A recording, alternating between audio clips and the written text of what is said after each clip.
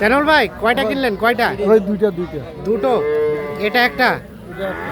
জোড়া নাকি পৃথকভাবে ভাই? ওই জোড়া জোড়া জোড়া। এটা একটা, এই যে দেখছি আমরা ষাঁড়গুলো। আর এটা একটা, এ কত হয়েছে ভাই জোড়াটা? 72,000। কোথায় যাবে এই দুইটা? কিশোরগঞ্জ। দুইটাই কত? 2,72,000।